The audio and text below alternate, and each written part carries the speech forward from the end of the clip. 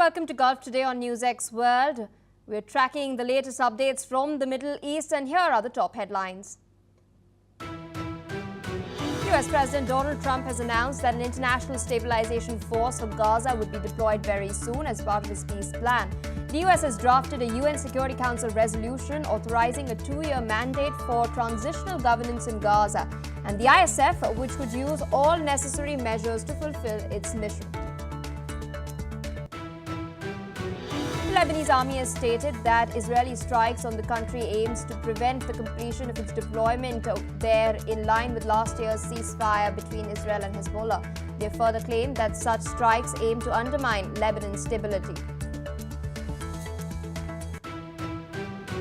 US President Donald Trump has stated that Iran has inquired about lifting US sanctions. He has added that while the sanctions are heavy, he is open to considering their removal.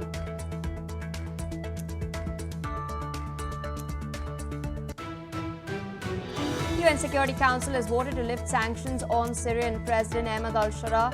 US Ambassador Mike Waltz has stated that the move signals that Syria has entered a new era.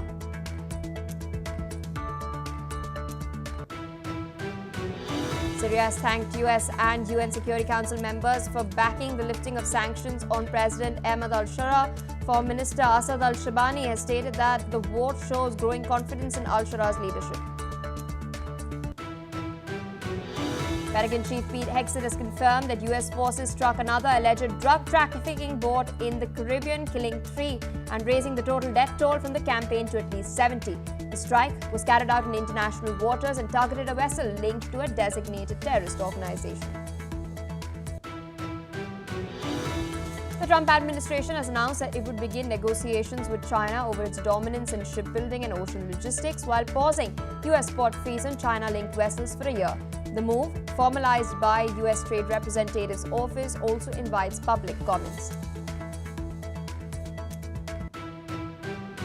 According to Afghan officials, at least 5 Afghan civilians were killed and 6 injured in cross-border firing at the Chaman-Spin-Boltak border, while Pakistan reported no casualties. Both nations have traded blame, with Kabul accusing Pakistan of opening fire and Islamabad insisting that the shots came from the Afghan side first.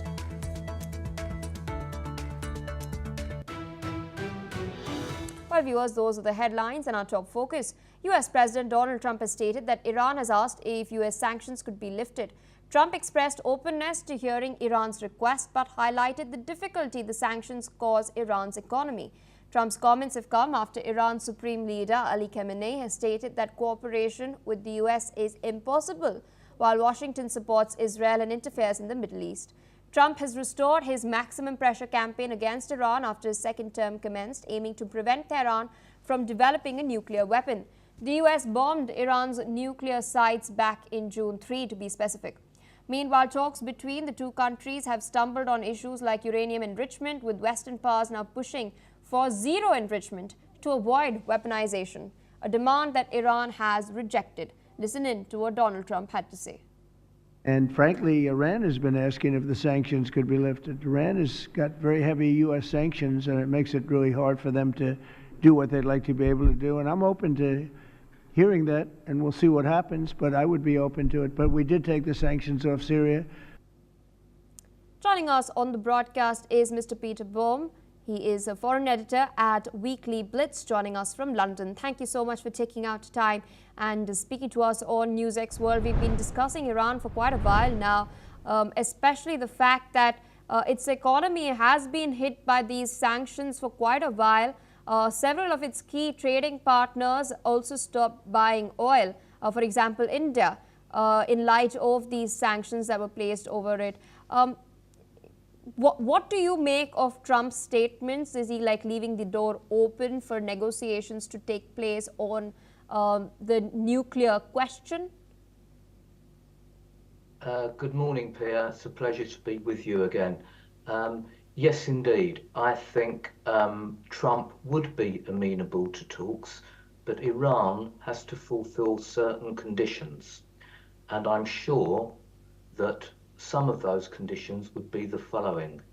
They would have to rein back the Houthis, which they seem to have done. There have been no recent attacks by the Houthis on shipping in the waters that they're responsible for, nor have there been any recent firings of missiles into Israel. The other thing I'm sure President Trump would have insisted is that Iran stop funding the rearmament of Hezbollah, Yes. who seem to be regrouping in that part of Lebanon that they currently control. And thirdly, most importantly, that they stop going anywhere near in trying to recreate their nuclear facility. Now, providing that the Iranians abide by those requests, and there may be others, but those are the ones that I see as being the most important, then I think Trump would be amenable to discussions. But we have to bear in mind one other thing. What's driving the Iranians to do this? Because they are politically isolated, and militarily they and their proxies have suffered quite severe losses. But more importantly, in Iran itself, and I think we've spoken about this several times, they are undergoing a domestic crisis driven by lack of water, and which is feeding through to lack of agricultural production. It's feeding through schools and hospitals being closed. It's being forced for infrastructure deterioration, and a whole host of many things. So Iran is really struggling as a result of domestic issues brought about by a water crisis, Yes. basically. So to answer your question, I think Trump would be amenable to that, providing Iran to negotiations, providing Iran abides by certain conditions, but it's really being driven by Iranian weakness rather than by US strength. All right, so requesting you to stay on with us as we're tracking further updates. After weeks of speculation, US President Donald Trump has now stated that the International Stabilization Force for Gaza would be on the ground very soon. The United Nations Security Council will soon start negotiations on a US-drafted resolution to endorse President Trump's Gaza peace plan and authorize a 2-year mandate for a transitional governance body and the International Stabilization Force. The US formally circulated the draft resolution to the 15 council members late on Wednesday and has stated that it has regional support from Egypt, Qatar, Saudi Arabia, Turkey and the United Arab Emirates for this. Listen in to Trump's remarks. Do you have an update on how soon that international stability force may be on the ground in Gaza? Very soon. It's going to be very soon. And Gaza is working out very well. And you haven't been hearing too much about problems. And I'll tell you, we've had countries that have volunteered. If there's a problem with Hamas, as an example, or a problem with anything, but they volunteered to, on a single basis, go in and take care of it. We have very powerful countries in this coalition. And it's not, this is because I've heard some of the press saying, well, it's a very tentative, or it's not tentative. This is a very strong peace. This is peace in the Middle East. Hamas is a very small part of it, very, very small part. And if they don't do as they said, if they don't behave, then they've got themselves a big problem, a really big problem like they've never had. But so far, it seems to be working out very well. But that's a very small part of what we're talking about. That's a part of Gaza. Still with us on the broadcast is Mr. Peter Baum. Interesting comments there by Donald Trump. He stated that Hamas is a very small part of the larger peace plan in the Middle East. He's, of course, currently spoken about the International Stabilization Force. His resolution has backing from Egypt, Qatar, Saudi Arabia, Turkey, United Arab Emirates. What is this indicative of? He's looking at setting the tone for something bigger, undoubtedly. For sure. And in many respects, Pierre, it goes back to your previous question regarding Iran. Because as we all know, for decades now, Hamas has been supported militarily, financially and politically by Iran. Iran is no longer in a position to offer such support, and therefore Hamas is more isolated than she has ever been, given that other countries such as Egypt, Qatar and Turkey, who, let's face it, are not unfriendly towards Hamas, but would rather that they weren't in the picture. Those three countries have given full support to Donald Trump. So the prospects for a more peaceful Gaza going forward, providing a stabilisation force can be implemented in a reasonably short period of time, but more importantly, provided that the makeup of the stabilisation force is agreed by Israel. Now, something very, very interesting happened overnight, as I'm sure you and your viewers are aware, is that Kazakhstan, a Muslim country, Yes. joined the Abraham Accords. It would not surprise me if countries such as Kazakhstan and perhaps even Azerbaijan, two Muslim countries, were able to employ some of their forces in Gaza. That would be a PR win for everybody, because Muslim nations who Israel are friendly with would help. It wouldn't surprise me also if countries that were previously had in Africa, who still have close ties to Israel for agricultural Yes. reasons, such as Tanzania, who indeed are having a difficult time domestically at the moment. But it wouldn't surprise me if such countries like Tanzania and indeed Kenya, Uganda perhaps, would also give some of their forces to the stabilisation force. So the makeup of the force is going to be very, very interesting, but as soon as it can be expedited, the better, and then that would surely pave the way for stage 2 of the Trump peace plan to go forward. Indeed, so with that, I would like to thank you for taking our time sharing your analysis with us on NewsX World today. Meanwhile, viewers, in more news, we're learning that UN Security Council has lifted sanctions on Syrian President Ahmed al-Sharaa and Interior Minister Anas Khattab ahead of al-Shara's visit to the White House. 14 of 15 UNSC members voted in favor. The delisting lifts previous ISIL and al-Qaeda related sanctions, including asset freezes and an arms embargo, though much of it was symbolic since al-Shara's travel had been routinely waived.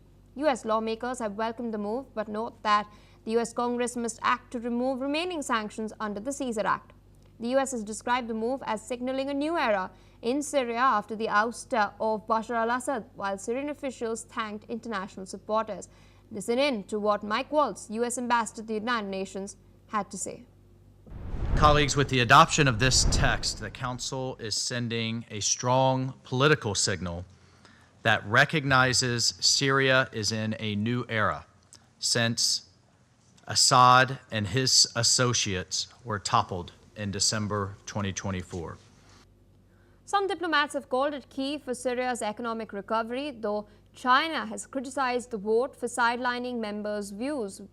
Fu Kong, Chinese ambassador to the United Nations, and Vasily Nebenzia, Russian ambassador to the UN, had different viewpoints regarding the sanctions. Listen in. 案的是，刚刚付诸表决的决议草案未能体现上述原则和精神，中方不得不投下弃权票。一段时间以来，安理会成员就决议草案进行了多轮磋商，本着对叙利亚和叙利亚人民负责的态度，中方积极参与磋商进程，同不少成员一道对反恐问题，特别是继续外国恐怖作战分子问题表达合理关切，并提出不少建设性的修改建议。 военного присутствия израильских сил серьезным фактором, препятствующим долгосрочной стабилизации обстановки в различных частях САР, остается широкий спектр террористических угроз, включая исходящие от ИГИЛ, Аль-Каиды и иностранных террористов-боевиков. Joining us on the broadcast is Professor Rohan Gunaratne, International Affairs expert from Singapore. Thank you so much for taking our time and speaking to us. There's a meeting on the 10th of November that will take place between Donald Trump and Ahmed al-Sharaa at the White House. The US, of course, bringing about a UNSC resolution to lift the sanctions against him. China has come out to criticize the vote. China has stated that it's abstained from this vote. and that multiple rounds of consultations were held, but some viewpoints were not factored in. Russia too has expressed concerns regarding counterterrorism efforts in Syria itself.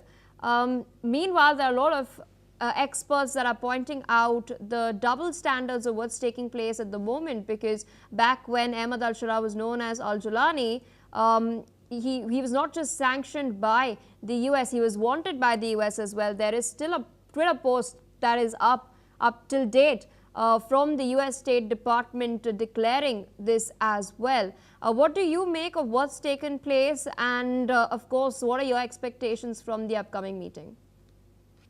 Yeah, as you mentioned, Ahmad al-Sharaa as Jolani was a member of a terrorist group. In fact, he led that organization called HTS. Yes. He broke away from Islamic State. He aligned himself with Al-Qaeda in the past, but today he has abandoned that terrorism and extremism, although the security and intelligence services of the world continue to watch how Ahmad al-Sharaa is treating the Christians, the Druze, the Shiites. So there is some concern on the part of Russia and China because the United States and the European countries have built a very close relationship with Syria under Ahmad al-Sharaa. One would expect that Ahmad al-Sharaa will totally abandon extremism, will not impose Sharia law, because if he does that, certainly other communities will have no faith in him. And of course, he will disband HTS that still has foreign terrorist fighters from Asia, Africa, Middle East, and the West, especially Europe, serving in its rank and file. The US has taken a very bold step to work with Ahmad al-Sharaa, and we all hope that the United States will succeed in that endeavor to restore peace and stability and security in Syria and in the region. Indeed, sir. Requesting you to stay on with us as we're tracking further updates. Syria has expressed gratitude to Washington and the UN Security Council members after the US-backed resolution lifted sanctions on President Ahmad al-Sharaa ahead of his upcoming White House visit. Foreign Minister Asad al-Shaibani has thanked the United States and other friendly nations for their support, stating that the vote demonstrates recognition of Syria's progress. The ministry also acknowledges that the Security Council and its efforts, calling the decision a reflection of increasing trust in the country's new leadership. Meanwhile, US President Donald Trump has hailed the job done by Syrian President Ahmad al-Sharaa ahead of their White House meeting. Trump is scheduled to host the Syrian president on Monday, that's the 10th of November next week. This will be the first visit by a Syrian leader to the White House in over 80 years and signifies a potential major shift in US-Syria relations. The talks between the leaders are expected to focus on post-war reconstruction, easing US sanctions on Syria, and a potential agreement for Syria to join the US-led coalition against the Islamic State. The air-based talks are expected to feature during the leaders' meeting as the US is preparing to establish a military presence at an airbase in Damascus to monitor a potential security pact between Syria and Israel. Now, ahead of the meeting, US President has stated that he gets along with the Syrian leader very well. Listen in to what he had to say. Well, we're going to meet, and I think he's doing a very good job. It's a tough neighborhood, and he's a tough guy, but I got along with him very well, and a lot of progress has been made with Syria. That's a tough one, but a lot of progress has been made. You know, we took the sanctions off at the request of Turkey, at the request of actually Israel. Still with us on the broadcast is Professor Rohan Gunaratne. Interesting statement, interesting points of conversation. Of course, the sanctions are one thing that Syria is looking for the United States to lift. The Caesar sanctions, to be very specific, it's looking at renewed economic growth in the aftermath of the civil war that has plagued it for more than a decade now. US, of course, is on the other hand looking at establishing an airbase in Damascus. How do you think Ahmad al-Sharaa will sort of balance this considering the fact that he's recently met Vladimir Putin, there is still a considerable presence of Russians in Syria, whether it's the Khmeimim air base or the Tartus naval base as well? Syria has clearly shifted its alliances from Iran, Russia, and China. It has moved towards the West because Ahmad al-Shara believes that by working with the West, he can secure his country, he can get more investment, and also he believes that he can have peace with Israel because Israel is today the regional superpower. And President Trump is doing his best to build a relationship between Syria and Israel by having that US base in Damascus. So I personally believe that what is commendable is that the shift from extremism, exclusivism, violence, and terrorism on the part of Ahmad al-Shara into becoming a leader, a political leader that is going to work with all the communities, all faiths, so that there can be stability and security in Syria. It's a challenge. It is something that many people believe may not succeed, but I think that we should all do our best to wish the US the very best as it tries to get Syria to become a country that doesn't have the terrorist label anymore. I think the UN sanctions removal, the US sanction removal, all this is so important to have a vibrant Syria that will become democratic and will be prosperous. Indeed, you've spoken of Israel. We've recently seen when al-Shara went to the United States for the UNGA, he'd ruled out joining the Abraham Accords, but he'd not say much about the security framework that the US is trying to broker between Israel and Syria. Could we then expect some major announcement with regards to the security framework by Trump in the aftermath of this meeting? Certainly, because Ahmad al-Shara is facing a lot of pressure from the Hayat Tahrir al-Sham, the group that he is leading, and that group is full of terrorists and extremists and jihadists. So he's under pressure not to agree to the Abraham Accords. He's under pressure not to agree to a US base in Damascus. He's under pressure not to attack Israel. So Ahmad al-Shara is managing the situation with exceptional difficulty, but he is able to do it because he himself was a part of the ISIS or the Islamic State. He was appointed by Abu Bakr al-Baghdadi as the ISIS representative to Syria, and he later aligned himself with Al-Qaeda and even had communications with Dr. Ayman al-Zawahiri, the Al-Qaeda leader. So he has the strength, the gravitas, the history, the experience to ensure that HTS terrorists and fighters, they disarm and they become citizens, or they abandon their violence and embrace peace. So he has a major task. He's doing a balancing act. All right, so with that, I'd like to thank you for taking out time sharing your perspective with us on NewsX World. With that, viewers, we're shifting focus to news coming in from Lebanon. We're now learning that the Lebanese Army has stated that Israeli strikes in southern Lebanon are aimed at, aiming to prevent the completion of the deployment of its forces in line with the ceasefire agreement that was linked earlier.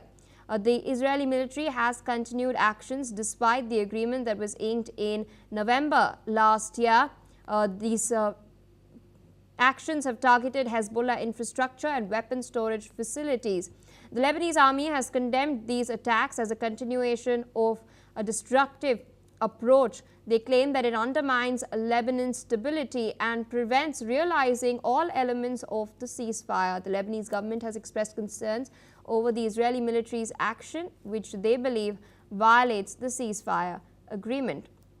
Now, meanwhile, according to the Lebanese army, these attacks are part of Israel's ongoing efforts to undermine Lebanon's stability and prevent the Lebanese military from fully deploying in the south as required under last year's ceasefire agreement. Israel, of course, maintains that the Lebanese government has not really done much in order to ensure that the Hezbollah is disarmed. There were talks that were being held between the United States and Lebanon. US has been applying pressure on Lebanon for the disarmament of the Hezbollah, but no headway has been made regarding that. With that, viewers, it's a wrap on Gulf Today. We'll be back after a quick short break.